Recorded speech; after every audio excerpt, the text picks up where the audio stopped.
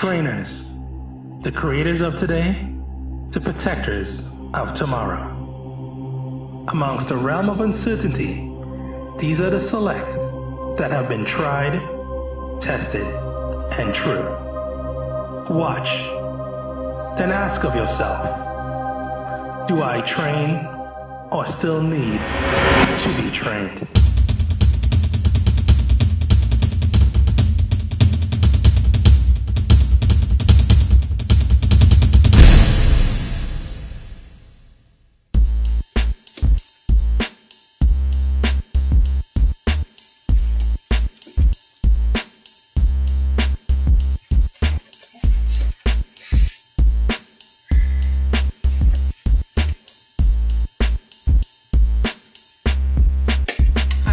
Blaise. Join me as I dispel the myth of your typical bootcamp instructor. Even though I'm perceived as a bootcamp instructor, and yes, I do kick ass as such, I firmly believe that it is imperative a person first build up their base or their foundation.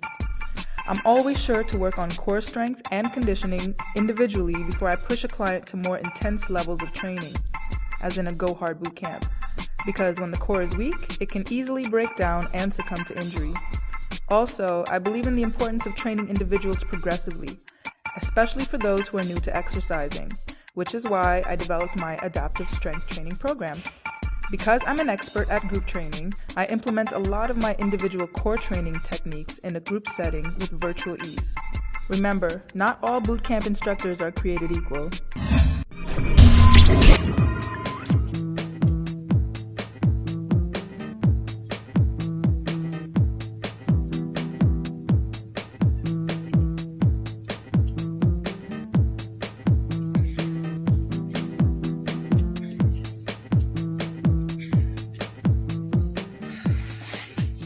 Okay, so this is a great one for your obliques or your muffin tops, right? But, as women, we tend to focus a lot on our abdominal area and neglect a very important area of our body, which is our chest.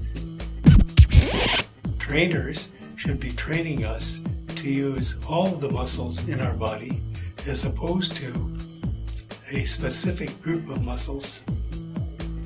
I think the reason that women avoid working on their chest area is because they have this preconceived notion that they'll lose their breasts, or they see it as a man's exercise because they're working a male body part, and they train their legs over and over and over again, but by so doing they create an imbalance, right? Their shoulders are weak, their chest is weak, then their back is weak, but they have strong legs. So it's sort of difficult to do planks and plank movements and any type of push-up movements with weak shoulders, weak arms, weak chest, weak back.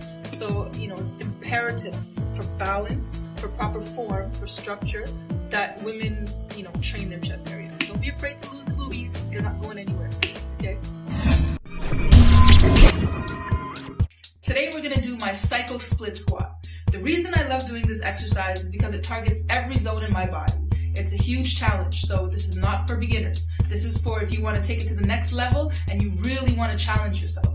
Okay, there's 4 things to remember before you even attempt this exercise, okay? 1, make sure that your weight is appropriate. 2, be sure that your step level is on the right height. 3, be sure to break up the movements, okay? And 4, be sure that you have your lunges and squats mastered before you do this, okay? All right, let's rock it. Because this is such a complex move, I like to break it up into 8 steps, okay? The first step you're gonna do, you're gonna lunge, okay? Bring that back knee down. Then you're going to lean forward, that's 2, bring it back up, that's 3, raise up on that back leg, that's your 4th movement. Your 5th movement is a bicep curl. 6th movement, turn those wrists. 7, shoulder press up. 8, bring it back to begin. Remember I told you that this move is quite challenging. It's not just challenging for me, it's challenging for your go hard types, like my dude Faisal here. Come on over, Faisal. Faisal's going to demonstrate for me. Here we go. Okay, step it out. Mark his balance first. Okay. 1, 2, 3, 4, 5, 6, 7,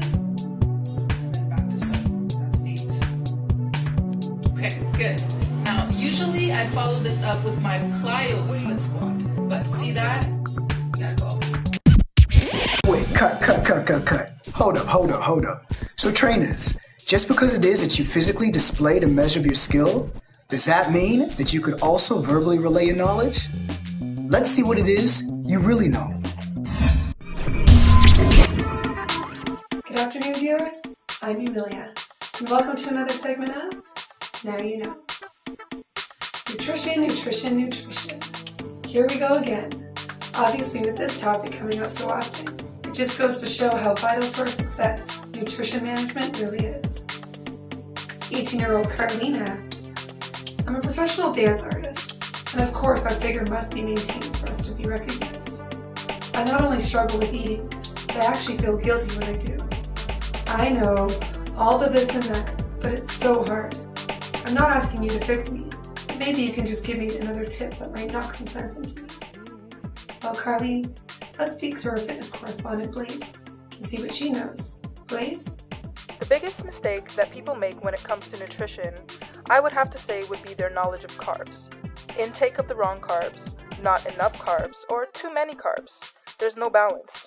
In my experience with clients, their lack of correct information about the importance of healthy carbs is a huge hindrance in their dietary goals. They believe that if they eat carbs, that they won't lose the weight. And even if they are aware that the body needs carbs, they don't know exactly which carbs to eat. I tend to suggest carbs that don't make blood glucose levels spike, like green leafy veggies, whole grains, sweet potato, or brown rice, just to name a few. These are best especially if you are susceptible to becoming diabetic or you've been diagnosed with prediabetes already. Also, because complex carbs are absorbed slower, they help to keep you feeling full longer and you're therefore less likely to overeat. Thanks, Blaise. With whatever informed decision that you make, just remember that we are only human. We have tendencies, cravings, fears, limitations, and weaknesses. Sometimes it's just about recognizing, accepting, and then actively taking a stand against these which hinder our progression. Doing so will in turn make us that much better. And now, you know. Well, the first thing you need to know is that any willpower is going to come from within. So, if you have to really just look deep within and channel whatever it is you have left in order to persist and to continue with this training, then that's what you need to do. Personally, I've had my down times, injuries, my last injury had me out for 2 months. So just imagine me trying to get it all back together.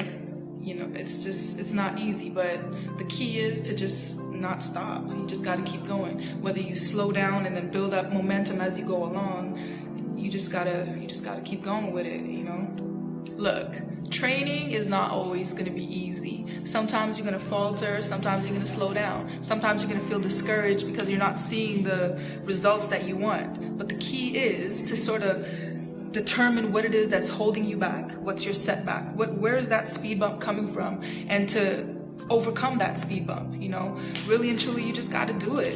You got to do it like Nike and just don't quit. Well, I hope that I have dispelled any myths or any preconceived notions you've had about your typical boot camp instructors. I'm Blaise, and I train. Would it be wrong?